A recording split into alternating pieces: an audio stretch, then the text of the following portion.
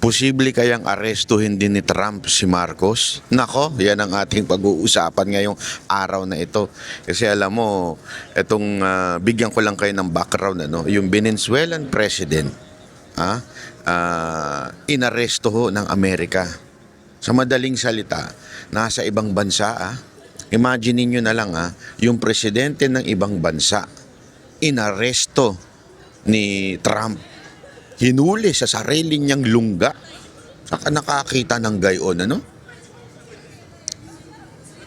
Panoorin nyo itong video na ito kung posible ba na sa bandang tagal-tagal arestuhin po ni Trump si BBM. Kasi alamin muna natin, ano ba ang dahilan kung bakit inaresto ni BBM, ni Trump si Venezuela president, Tingnan natin. Alam mo kasi itong pag-aresto na ito talagang nagkaroon ng matinding trigger sa buong mundo. Bakit? Kasi syempre isa kang sovereign state with its own laws, with its own military, with its own police, and yet naaresto ka mismo sa loob ng kanila pong bansa. Ito ho kasing presidente nila na si Nicolas Maduro. Ito po ay presidente na since 2013. Imaginein mo, 2013, 2026 inaresto siya. Ibig sabihin 13 years. 13 years siyang namamayagpag. Could you just imagine the power that this person has, 'di ba? During the time na he was arrested. Ito nga lang Pangulo natin Ewan ko kung Pangulo. Yung Pangulo natin sobrang inabuso na ang kapangyarihan. As in, kinontrol ang legislative branch, maging siguro ilang judicial part, di ba? Kasi tandaan ninyo, kahit pa tayo ay three branches of the government, merong impluensya ang head of state o yung executive, which is the president. Marami nagsasabi na talagang inaabuso at ginagamit na ng presidente ang kanyang kapangyarihan at pagmanipula sa mga ibang branches ng ating gobyerno to the point na sobrang kapangyarihan niya, kontrolado niya lahat. Although ako, I'm still hoping that yung ating judicial ay hindi kontrolado ni Marcos, pero may mga nagsasabing ito'y kontrolado daw. Hindi ako naniniwala. Pero may mga nagsasabing kontrolado na rin ni Marcos dahil sa tindi nga naman ng pera, alam naman natin ang tinding insertion ng nangyari ng mga nakaraang di ba? So ibig sabihin talagang malupit yung kanilang kakayanan na mamahagi ng pera. At dahil doon naiimpluwensya nila ang legislative branch, di ba? Yung pansinin ninyo, di ba? Meron ngang 2 million na Christmas bonus, saan ka pa? Kung ikaw ang congressman, papalag ka ba sa presidenteng nagbigay sa iyo at naglagay sa iyo ng allotment na 2 million tuwing Christmas, tuwing Undas, at kung ano-ano pang holiday. Every holiday, anak ng tutsang kalabaw, every holiday meron silang pa 2 million aside from the monthly. So imaginein mo, tiba-tiba ka diba? Talagang dahil doon ikaw ay sisipsip o ikaw ay kontrolado ng presidente. At sa tingin ko, ganun din naman ang nangyari siguro dito kay sa Venezuelan president. So imaginein mo, if you are ruling for 13 years, ibig sabihin nun you have much power during the elections, and syempre sa atin din ng sumisipsip sa yung mga opisyal ng gobyerno, opisyal ng kasundaluhan, opisyal ng kapulisan. 13 years ka namamayagpag. Kaya ka na natili dyan dahil sa tindi ng kapangyarihan mo. Pero in a split of a second, mantakin mo, siya ay inaresto ng presidente ng ibang bansa. Kaya nga ang tanong ngayon dyan, pwede kaya ito si BBM arestuhin din ni Trump? Yan ang ating pag-uusapan. ano ba kasi ang dahilan, Banat Bay, na inaresto ni Trump itong presidente ng Venezuela? Ang isa sa binigay na dahilan ng Americans para sinasabi nila kung bakit sila nangialam ay dahil sa ito daw po ay dahil sa droga. Droga. Droga. Bangag. Hindi naman bangag yung presidente, pero pinahihintulutan niya ang kartel, mga drug cartel. Hinahayaan niya, 'di ba, na pumasok ng Amerika yung mga drug cartel. Para bagang sinasabi ni Trump, dahil diyan dapat ka nang arestuhin dahil nadadamay na kami. Yun ang sinabi yun ang kasi nag-spark ito ng matinding political question, dahil pwede bang makialam ang ibang bansa sa isang sovereign state. Ang sabi ng Amerika, to justify it, sandali, chotomate, sabi, chotomate kudasai. Damay na kami sa kaguluhan ninyo dyan.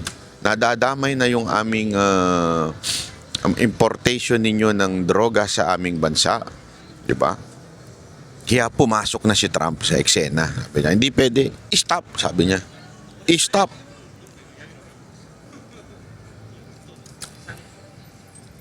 Malayo man ang Pilipinas para tayo ang mag-import ng droga sa Amerika. Ang tanong ngayon ay, sa tingin nyo ba ay dahil sa pagiging di umano, according to his sister na si Amy Marcos, ay bangag ang ating presidente. Bangag ang ating presidente, sabi ng kanyang kapatid. Sa tingin nyo ba ay hindi na makikialam ang presidente ng Amerika? Marami kasi nagsasabi, malamang hindi kasi nakikinabang ang Amerika. Sip-sip si Marcos sa Amerika. As in, mihigop ng utot ang ating presidente sa presidente ng Amerika. Kaya kita ninyo, kahit anong command, kahit anong sabihin, uto-utong sumusunod sa Amerika. Naging tuta na ng Amerika itong si Marcos. Kaya imposible na arestuhin ni Trump dahil nakikinabang daw si Trump sa pamamahala ni BBM. Dahil siyempre alam naman natin, kahit tarantaduhin na ng Marcos government ang ibang bansa, basta wag lang ang Amerika. Kasi nga alam natin na sa kasaysayan, yung kanyang ama, kaya naman napatalsik, aside from the quote-unquote people power ko, no? Alam naman ng lahat, kung hindi nangialam ang Amerika, kung hindi kinuha ng Amerika si Marcos Sr., hindi maaalis sa pwesto yun. Actually, kung maaalala nyo, di ba, dati, bago ako maging anti-Amy na rin, naimbitahan pa tayo noon nag-perform sa Ilocos. Inimbitahan tayo ni Senator Amy noon, governor pa siya that time. At nung nagkikwentuhan na kami, isa yan sa mga natanong ko. What really happened during the quote-unquote Paway incident? Tama pala yung kwento ng iba. Sinabi niya mismo ito sa akin, ang talagang alam namin, Paway kami dadalhin, hindi sa Hawaii. Pero ang alam din nila, Amerika ang nagdala sa kanila. Kaya idiniretso sila sa Hawaii. So, ibig sabihin, there is an intervention of the American government at that time para matanggal sa pagka-presidente itong si Marcos Sr. Kaya ngayon, alam na alam ni BBM kung kanino sisipsip. At si BBM ay sumipsip ng todo dito kay Trump at saka sa administrasyon ng Amerika. Kasi nga, alam naman na pagka siya po ay magloko-loko, hindi siya matatanggal kung sipsip at humihigop ng utot ng presidente ng Amerika itong si BBM. Pero ako I have this somehow faith and believe that si Trump ay kahit papaano ay makadiyos at makatao. I do not know. Kapon nga isang araw meron akong nakausap na mga Amerikano dito. Alam nyo kasi dito sa Japan, ano dito kuwela dito maganda kahit ibang lahi, kunwari nagiinuman kayo, aba, pwede kayong makipag-usap, makipagkwentuhan na wala pong walang alam mo yun, walang problema. Basta hindi ka lang violente. Kasi sa atin, di mo pwedeng gawin yun. Makipag-usap ka doon sa kabilang table. Aba, away ang abutin mo, bugbugang kayo niyan. Dito pwede yan, cool. Nung umiinom po ako one time, kami na po ni Bojo. Oy, shout out kay Bojo, panoorin nyo YouTube niyan ha, kay Bojo. Nung nanonood po ako nag-uusap po kami ni Bojo dito sa Kabukicho Tower, doon sa mga izakaya doon. Pero kami nakatabing mga foreigner, mga Amerikano. Sobrang tabi na siya. Tumabi sa amin malapit. Ewan ko kung kursunada ako nito mga to, kursunada si Bojo. Pero hindi naman mga bayot. Nung kikwentuhan, alam mo, syempre, na-intriga ako sa kwentuhan nila. Hanggang yung isa pala military. At galit na galit siya sa China. Alam mo naman tayo, nakibat-in na rin tayo sa kwentuhan ng politika. So, sabi ko sa kanya, tinanong ko sa kanila, how do you see Trump as a president? Do you think the assassination or the attempted assassination of Trump is true? Sabi ko, puta, pinractice natin yung English natin, Brad. Siyempre, tuwan-tuwa naman sila. Wow! This person knows how to speak in English. Sabi ko, yeah, of course. I am from the Philippines. Oh, you're president. Ganun ang tingin. You're president. Kumano, no? Sabi ko, pambirang buhay mukhang may nababalitaan sila. Kaya pinasok ko yung sabi ko, what do you think of the policies of Trump? Kasi 'di ba may mga announcements si Trump, mga polisiya niya. May ina-announce siya tungkol sa mga immigrants kasi issue ngayon yan issue yan sa buong mundo, yung nangyari sa Australia, yung nangyari during the New Year celebration in Paris, France, yung kaguluhan sa Amsterdam, may kaguluhan din. At isa nga yan sa big issue ngayon dito sa Japan, yung kaguluhan. Dahil nga na parang, alam mo na, may mga ibang lahi.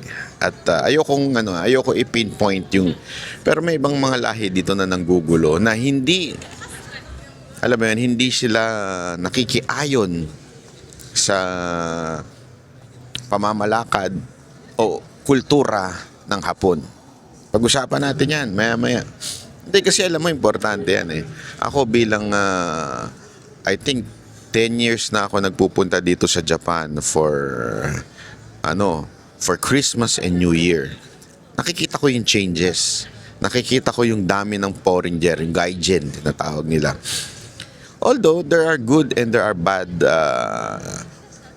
na nangyayari. Halimbawa, dati kasi talagang napakahirap pumasok sa ibang mga restaurant na for Japanese only. Meron sila kasing ganong attitude One, it's not because they're racist. Akala ko nung una because they're racist. No. Ayaw nila magpapasok because they cannot speak well in English and they don't want to be misunderstood o misunderstand, whichever you like. Alam mo yon, hindi kasi sila parang ganito Ang prinsipyo kasi ng Hapon ay hindi makasagabal, hindi makaperwisyo. Yan ang kanilang So any conflict, ayaw nila nun. So kaya sila hindi tumatanggap ng foreigner because hindi maiintindihan yung system ng kanilang bar o ano bang ang tawag mo diyan. Whether that is a bar just for drinking kasi meron silang halimbawa may mga patong sila na 350 kasi para hindi tambayan. O kaya naman minsan 1,000, depende yan sa bar kung anong klase. O minsan naman 3,000 o minsan 10,000, depende sa bar. Okay? Ngayon, kung minsan kasi mga foreigner nagrereklamo sa ganon, lalo na yung actually mga puti ang mahilig magreklamo sa ganyan yung cover charge. Kaya sa kanila ayaw nila ng foreigner. Yun ang dahilan, not because of racist. Kasi hindi lang magkakaintindihan sa sistema.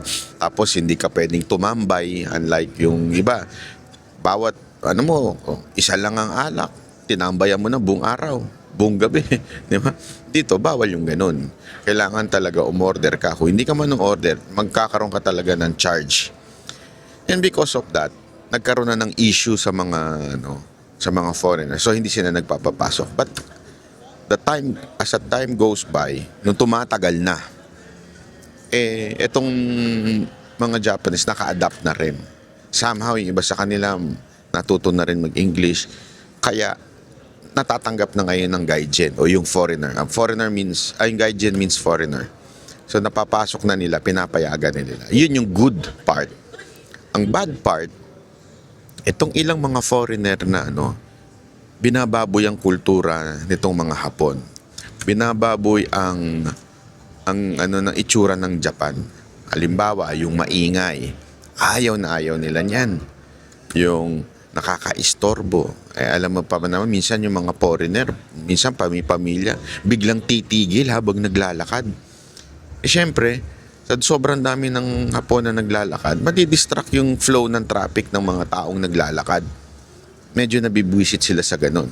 Tapos yung uupo sa kalsada, yung mga ganong klaseng style, ayaw nila nun. Nabibwisit sila dun. Ayaw nila ng mga ganong klaseng pangyayari. Kaya din, nagkaroon din ngayon ng bagong Prime Minister itong Japan na medyo in-stop particular yung mga isa sa issue dito yung in-stop nila yung pagpasok ng mga Chinese immigrant. Kasi punong-puno na ng Chinese immigrant dito. Kahit nga, sabi nga doon sa isang news, buong building na occupy na nila. Sa kanila, hindi ganun yun Tapos meron din silang, ayaw man nila sabihin, pero may isa silang relihiyon, hindi ko na rin sasabihin, na medyo pinipigilan nilang pumasok. Bakit? Kasi nag-iingay, nagpe-pray sa kalsada. Bawal talaga dito yun, mag-ingay. So, yun yung mga bagay na nagiging problema. Ako, as a foreigner, apektado. Kaya nga sana ako, nakikiusap ako sa mga foreigner na pupunta dito. Although tayo mga Pilipino, we can adapt. Tayo mga Pilipino, sanay tayo dyan yung mag-adapt sa kultura ng iba. Itong mga hindi ho nag-a-adapt. Yeah, sure. You can use it. Tinala, maganda ka. Hindi, sinampal kita. Joke lang. Kayo naman.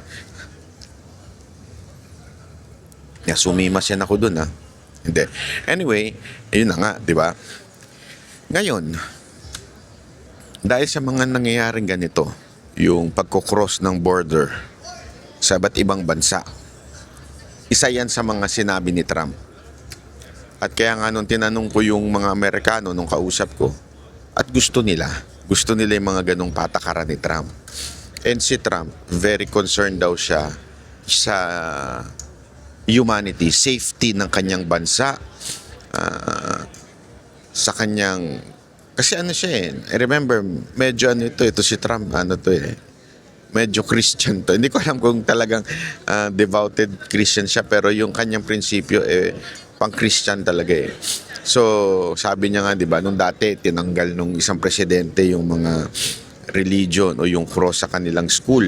Si Trump, binalik niya lahat yan. Kasi nga gusto niya ibalik yung morality sa bansa niya. And that is good. As a matter of fact, there is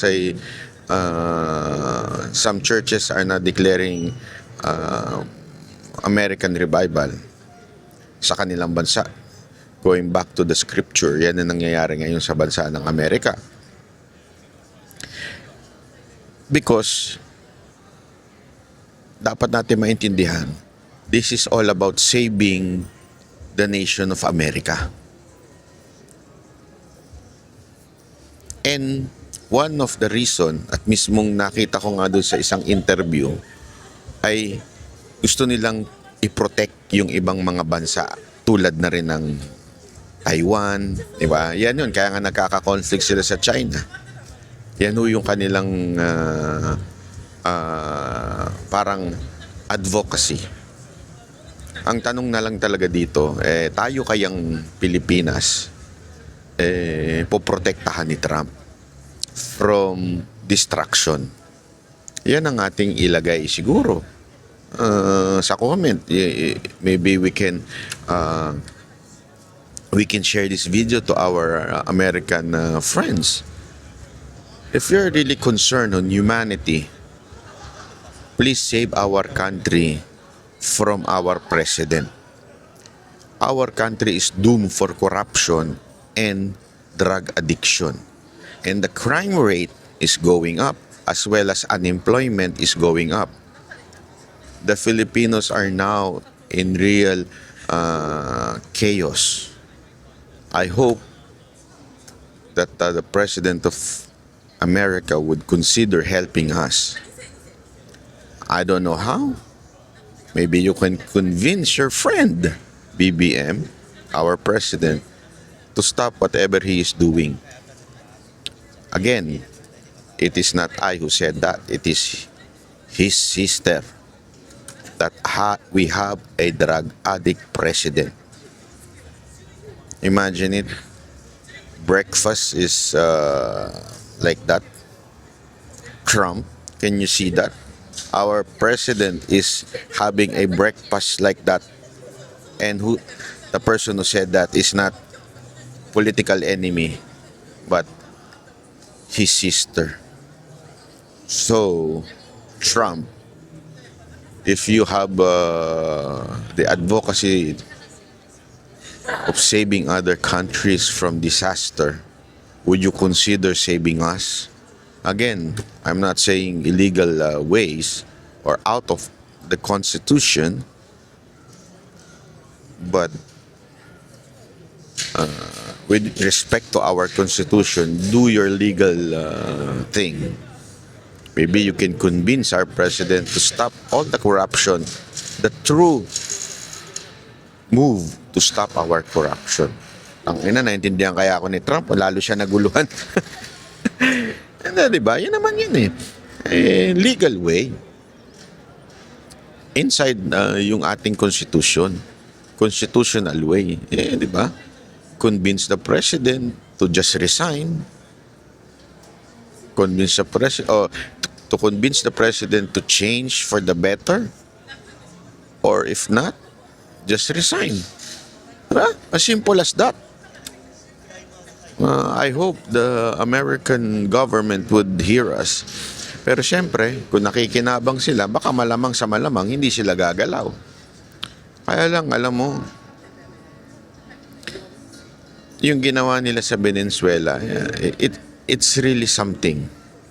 Kasi yung iba tinatawag itong extrajudicial Sabihin, beyond laws. Right now, ang mga pumalag lang Cuba, actually medyo pumalag daw ang China. Nakita ko sa news na parang hindi dapat daw yun. Pero hanggang ganun lang. They cannot do anything aside from magbigay lang ng political statement. But this is a big thing. Sana this would somehow ito, give an impression to other presidents, especially our president, na magbago-bago, na umayos-ayos. Di ba? Or, parang bang sinasabi natin na ayusin mo sarili mo. Kung hindi ka ayos sa sarili mo, mag-resign ka na lang.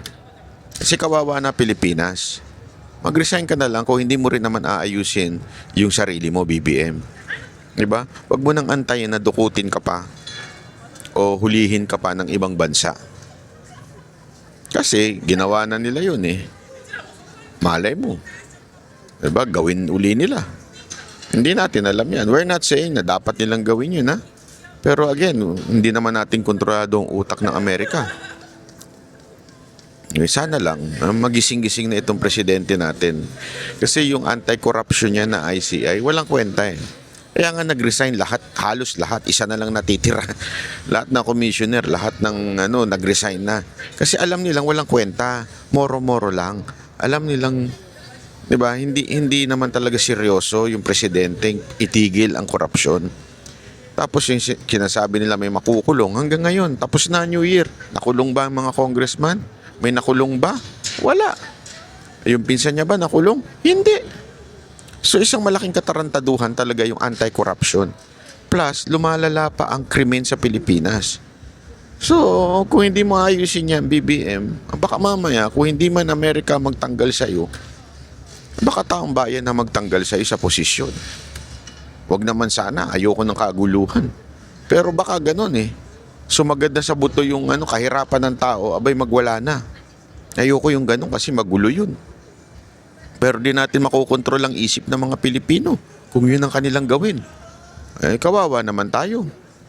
Kasi ayoko talagang presidency yung ganong klase sa Pilipinas na every time na lang na may ayaw na presidente, kailangan tanggalin sa posisyon forcefully. Ayoko ng ganon. Pero paano kung ganon ang isipin ng mga Pilipino? Naku, patay tayo dyan. Baka mamaya magkagulo lang sa Pilipinas. Kasi tandaan natin even if yung AFP ay kontrolado niya, merong mga young officers na makabayani pa talaga at may prinsipyo pa talaga. Yung mga young officers dyan na talaga nakikita nila na we're headed to destruction. Baka mamaya may gawin silang hindi maganda. Wag naman sana. Pero alam mo yun, hindi natin mapipigilan yung ganyan. So, ikaw bahala ka, BBM. Ayusin mo ba o mag-resign ka na lang? O baka mapuwersa na ang taong magtanggal sa'yo o hindi man ng Amerika? Ikaw na bahala dyan. Okay? Maraming salamat po. Ako po si Banat Bay sa uulitin nating video.